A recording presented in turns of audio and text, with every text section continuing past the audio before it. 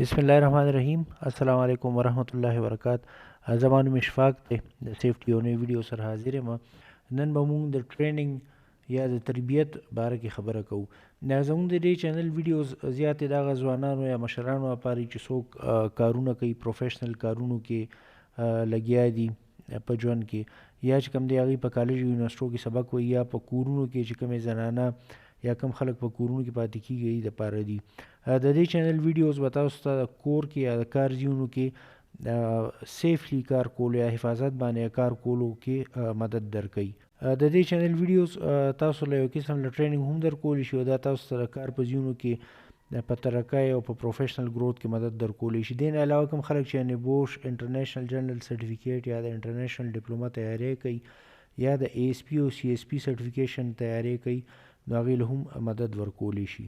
ملګرو، کله چې هم په یو غټه کمپنۍ کې کار کیږي یا غټه ارګنایزیشن کې کار کیږي، نو کې اکثر او ډیر کارونه داسې چې د لپاره سپیشل ټریننګ یا د ټریننګ یا د تربیت ضرورت وي. څنګه چې تاسو عام کتلی چې یاره څوک څه کار زده کوي، نو هغه یو د خپل فن استاد سره کینی، یو مشر سره کینی او هغه نه هغه کار زده کوي.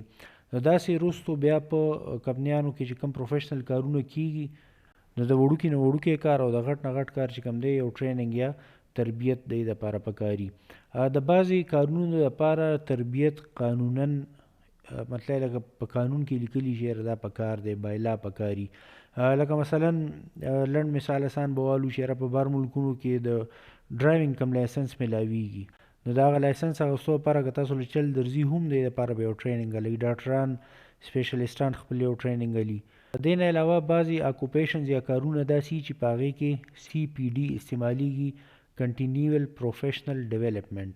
نو د بعضې پروفیشنز لپاره دا ضروري وي چې دوی خپل سی پی ډي یا کنټینیول پروفیشنل ډیولپمنټ یا د خپل کارونو باره کې د مسلسل لای خپل مطلب لکه ټریننګ او یا کمپیټنسي مهارت ډیولپ کوي. نو دې لپاره دې ټریننګز ضرورتي.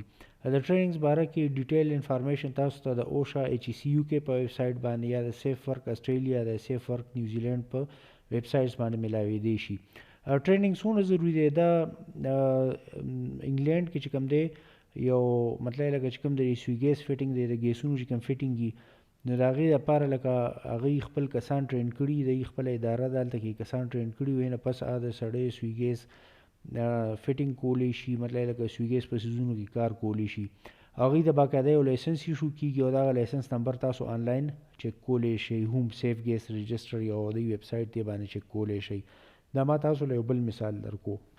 سعودي عرب هم مخکې ورځو کې یو قانون پاس کو، یو ریګولیشن یې پاس کو چې رقم هم غټ ارګنایزیشن یا کمپنیانې دي، نو دوی به په کال کې سالانه یو خاص پرسنټیج چې هغه پرسنټیج کسانو له ټریننګ ورکوي.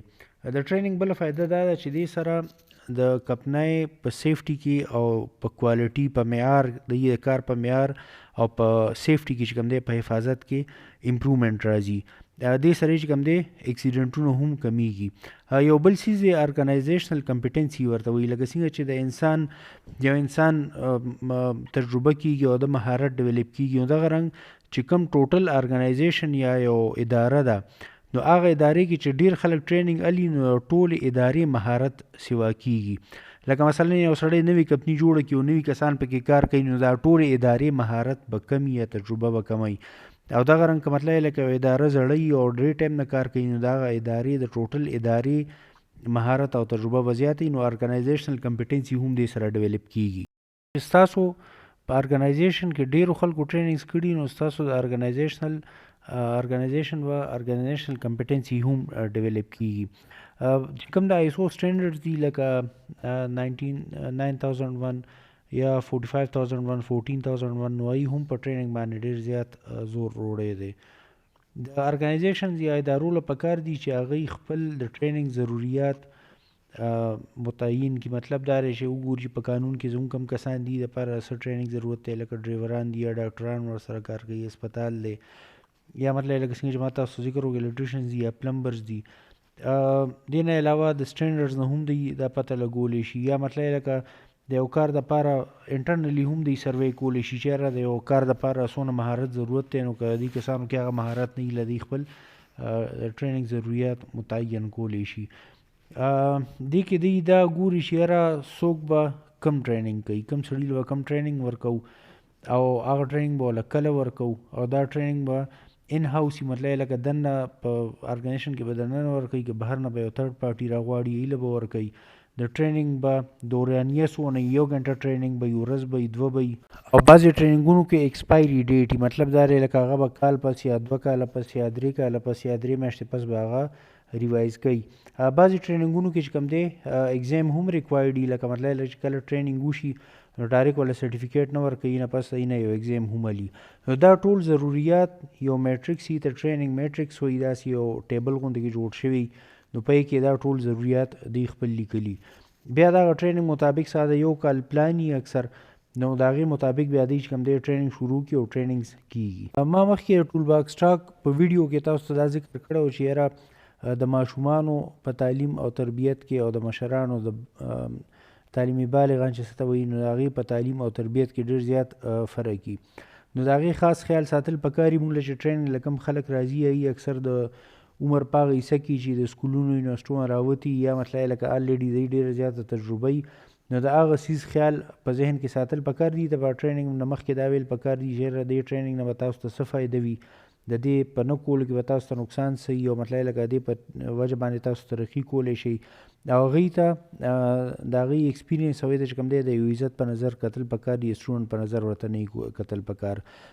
بل اهم خبره دا ده چې ټریننګ چې کله تاسو ورکوئ نو که مثلا چاله صرف یو کتاب ورکوي چې دا ووایي، نو په وینا باندې د کتاب په ریډ کولو باندې هغه صرف 10% علم حاصلولی شي. که مطلب لکه هغه له تاسو لیکچر ورکوئ نو 20% علم حاصلولی شي. که هغه یو ویډیو ګوري په کتو باندې 30% علم هغه خپل ذهن کې یاد ساتلی شي.